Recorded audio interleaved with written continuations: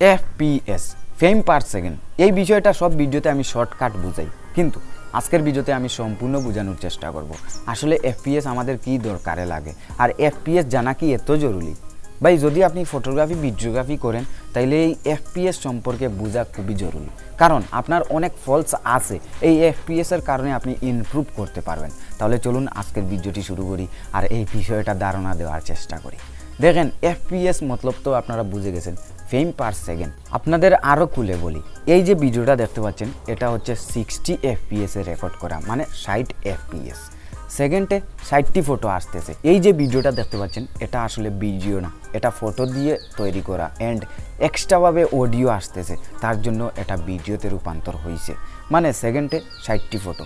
যদি আপনারা বুঝেন না তাইলে আপনি কাইনমাস্টার বা যে কোনো অ্যাপসে আপনি যেতে পারেন। আপনার ভিডিওটা আপনি ইনপুট করবেন, ইনপুট করার পর এটা জুম দিবেন, দেখবেন জাস্ট আপনার ফটো দেখা যাবে, ভিডিওর কোনো আকৃতি নেই। অ্যান্ড যখন আপনি প্লে করবেন তখন দেখবেন ফটোগুলো মানে সেকেন্ডে অনেক ফটো আসতেছে, আপনি হয়তো মানে আপনার যে চোখ আছে এটার পাওয়ার দিয়ে দেখা সম্ভব না। তো ভাই বুঝতে পারছেন বিষয়টা, 60 এফপিএস মতলব 60টা ফটো আসতেছে, 24 এফপিএস মতলব 24 ফটো আসতেছে, অ্যান্ড 120 এফপিএস মতলব 120টি ফটো আসতেছে। এবার বুঝতে পারছেন ফ্রেম পার সেকেন্ডের বিষয়টা। এবার চলেন বুঝাই ফটোগ্রাফিতে কি দরকার এই এফপিএসটা। দেখেন ফটোগ্রাফিতে অনেক দরকারই পড়ে। যদি আপনি মোশন ফটোগ্রাফি করেন অ্যান্ড স্পোর্টস ফটোগ্রাফি করেন, বার্ডস ফটোগ্রাফি করেন, তাইলে আপনার এই এফপিএস খুবই জরুরি। আমি ধরে নিলাম আমার কাছে একটা ক্যামেরা আছে 10 এফপিএসের অ্যান্ড একটা ক্যামেরা আছে 20 এফপিএসের। যদি আমি 10 এফপিএস এটা দিয়ে ফটোশ্যুট করি তাইলে সেকেন্ডে 10টি ফটো আসবে, অ্যান্ড যদি আমি 20 এফপিএস এটা দিয়ে শ্যুট করি তাইলে সেকেন্ডে 20টি ফটো আসবে।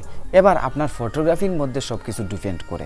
যদি আপনি motion photography and sports photography, birds photography করেন তাইলে আপনার ফটোগ্রাফিতে এফপিএস বেশি প্রয়োজন হবে। যদি আমাদের মতো নর্মাল ফটোগ্রাফি করেন, রাস্তার মধ্যে মডেল ফটোগ্রাফি করেন, তাইলে কিন্তু আপনার এত এফপিএস প্রয়োজন হবে না। ওকে, বিষয়টা বুঝতে পারছেন। এবার চলেন ভিডিওগ্রাফিতে, মানে যদি আপনি ভিডিও তৈরি করেন তাইলে এফপিএসের কী প্রয়োজন। দেখেন এফপিএস ফটো থেকে ভিডিওতে বেশি প্রয়োজন। যদি আপনার এফপিএস কন্ট্রোল করতে না পারেন তাহলে আপনার ভিডিওটা সুন্দর দেখা যাবে না, স্লো মোশন দিবে না। স্লো মোশন বলতে গেলে এটা আপনাদের বুঝে, যেমন ধরেন আপনি যদি 24 এফপিএসে ভিডিও শ্যুট করেন তাইলে আপনার যদি হাতটা নড়াচড়া করেন বা আপনার সাবজেক্ট নড়াচড়া করে তাইলে এখানে কীরকম দেখা যাবে। আপনি যদি এই ভিডিওটাকে আপনি কিছু স্পিড কমিয়ে দেখেন তাইলে দেখবেন জাম একটা সিস্টেম আসবে, মানে পুরনো যে সিডি চালাইলে ডিভিডি চালাইলে আমাদের যে জাম করতে ছবিগুলো ঠিক ওই রকম করবে, জাম এইরকম যাবে। কিন্তু যদি এই ভিডিওটা আপনি 60 এফপিএসে রেকর্ড করেন তাইলে ওই জায়গায় স্মুথ হবে।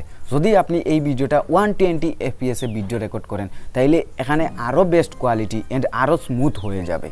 তো বিষয়টা বুঝতে পারছেন। যদি আপনি 120 এফপিএসে ভিডিও শ্যুট করেন, ধরে নিলাম এই ভিডিওটার লেন্থ হচ্ছে 5 সেকেন্ড, যদি আপনি এই লেন্থটাকে 10 সেকেন্ড করে দেন তাইলেও আপনার কোনো সমস্যা হবে না, কারণ ভিডিওটা ঠিকঠাক দেখা যাবে।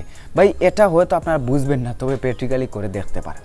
যদি আপনি 24 এফপিএসে ভিডিও শ্যুট করেন আর এই ভিডিওটাকে আপনি 5 সেকেন্ডের জায়গায় 10 সেকেন্ড করেন তাইলে কিন্তু এখানে আপনার ভিডিওটা ঠিকঠাক থাকবে না, মানে ভিডিওটা আটকি করবে। ভাই এক জায়গায় বসে থাকবে, আবার কিছু সময় পরে আবার ছুটবে, আবার এক জায়গায় বসে থাকবে, এরকম সমস্যা হবে।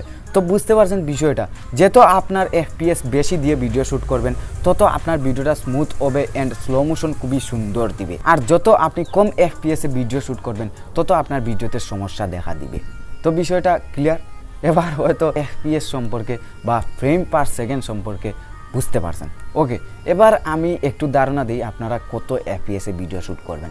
দেখেন আমার ভিডিওটার পার্ট দেখার পর আপনারা বুঝতে পারছেন আসলে আমি এত এফপিএসে ভিডিও শ্যুট করব। তো কি করব ভাই, আমরা বাধ্য 24 অথবা 30 এফপিএসে ভিডিও শ্যুট করা। কেন বুঝতে পারছেন না? দেখেন আমরা যে ক্যামেরাগুলো কিনি বা 700 কিনি, 600 কিনি, 750 কিনি, এই ক্যামেরাগুলোতে কিন্তু হয় 60 এফপিএস দিছে 720p রেজুলেশনের ভিডিওর সাথে, অথবা ফুল এইচডির সাথে 30 এফপিএস। তো ভাই আমরা কিন্তু best slow motion smooth video তৈরি করতে পারি না, আমরা বাধ্য। যদি আপনার কাছে প্রফেশনাল ক্যামেরা থাকে তাইলে আপনি 120 এফপিএসে ভিডিও শ্যুট করবেন, দেখবেন সেরা ভিডিও হবে। আরেকটি কথা, যদি আপনি ইনডোরে ভিডিও শ্যুট করেন, মানে আপনি ঘরের মধ্যে লাইটের মধ্যে শ্যুট করতেছেন, তো এখানে যদি আপনি এফপিএসটা বাড়িয়ে দেন, দেখবেন আপনার ভিডিও সুন্দর হবে না। কারণ আমাদের যে ইলেকট্রিসিটি, এটার মধ্যে দেখবেন কিছু একটা বাড়াবাড়ি করবে। আপনি খালি চোখে দেখতে পারবেন না, যখন আপনি ক্যামেরাটি চালু করবেন তখন ভিডিওতে দেখতে পারবেন কীরকম একটা বাড়াবাড়ি করতেছে। আর যদি এখানে আপনি 50 FPS 30 FPS রেকর্ড করেন, তাইলে দেখবেন ঠিকঠাক আছে। ওই সেম সিস্টেমটা যদি আপনি আউটডোরে এসে করেন, দিনের বেলা সানলাইটে করেন, তাইলে আপনি এখানে 120 FPS 180 FPS ভিডিও শ্যুট করতে পারেন। খুবই স্মুথ সুন্দর ভিডিও হবে। ওকে গাইস, আজকের ভিডিওটা এই পর্যন্ত। আমি মনে করি আপনারা FPS মানে ফ্রেম পার সেকেন্ড সম্পর্কে বুঝে গেছেন। Thanks for watching. খোদা হাফেজ, দেখা হবে নতুন কিছু নিয়ে। আর ভাই, আপনারা কমেন্ট করলে আমার উৎসাহটা বাড়ে। সো প্লিজ কমেন্টটা করে যাবেন মোটিভেশনের জন্য, কারণ টাকা তো আসছে না ভাই।